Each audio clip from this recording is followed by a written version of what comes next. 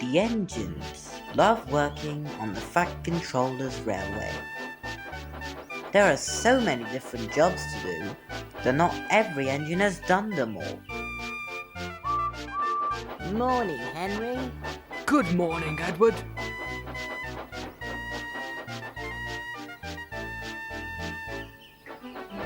Today, everyone was hard at work. All except for one. Although the Fat Controller tried to wake him up many times, it was all in vain. So, he sent his special assistant. Where's that Thomas?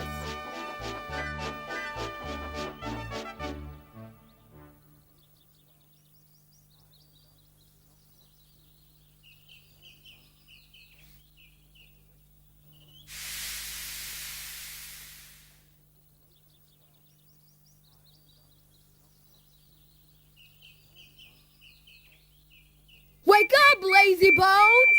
Do some hard work for a change! What?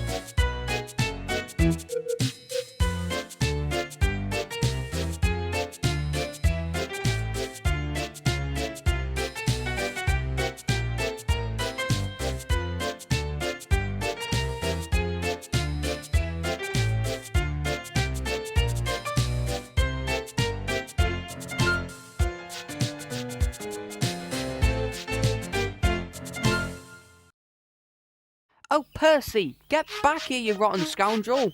Just wait until I catch you.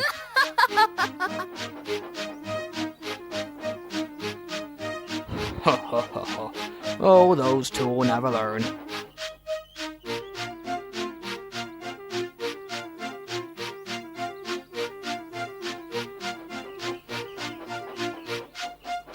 James, can you help me on my shunting?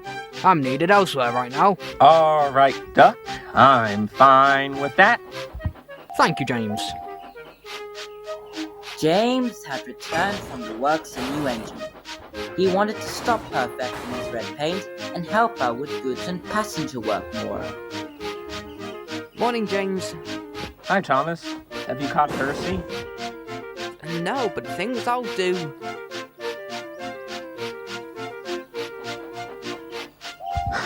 Oh dear, must be some serious days.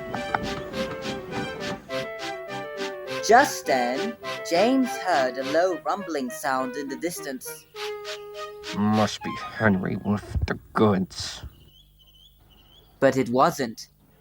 James was shocked to see Dennis coming down the line with fuel tankers way above the speed limit.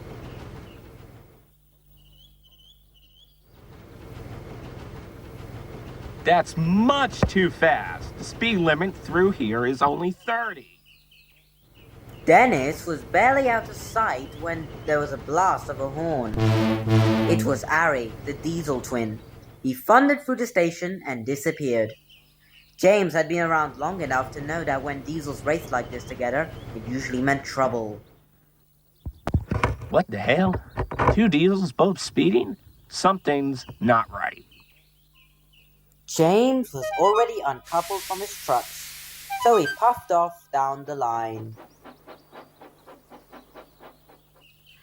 All everybody saw at the station Was Dennis come through first, then Harry,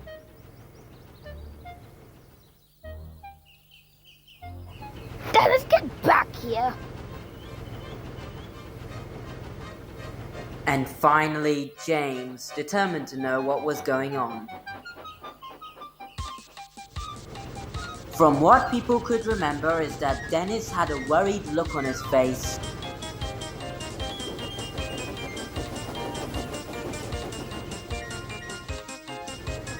The two engines raced through Henry's tunnel, and James soon caught up with Harry as he was switched off onto the middle line.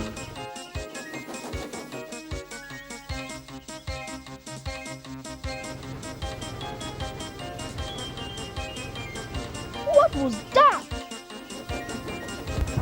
What are you doing, Harry? Chasing your own diesel now? Stop sticking your nose into where it doesn't belong! You still haven't answered me. Shut up! I'll show you what this steam engine can do. And James cut in front of him. What? How did you... Now you have to explain. You'll regret this, James. They were now climbing Gordon's Hill. James applied his brakes to force Harry to stop.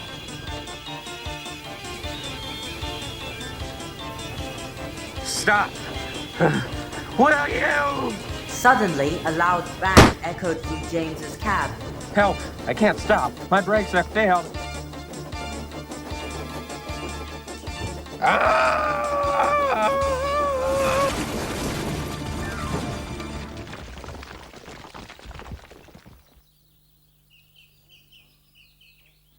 He didn't stop in time, and James lay on his side dejected. Oh, what happened? Now you know why I don't stop on hills. This isn't over. Oh, you know it is. Red scrap iron. And Harry rattled away, laughing haughtily, leaving James alone. Soon, Emily and Boko arrived with Rocky to clear up the wreckage, and Sir Topham Hatt came along with her. James, you can't keep having accents like this. They're just too much for yourself and me, but I'm starting to think there's something going on.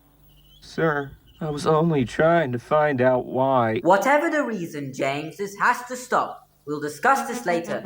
For now, let's get you repaired. And he climbed into Emily, and she puffed off,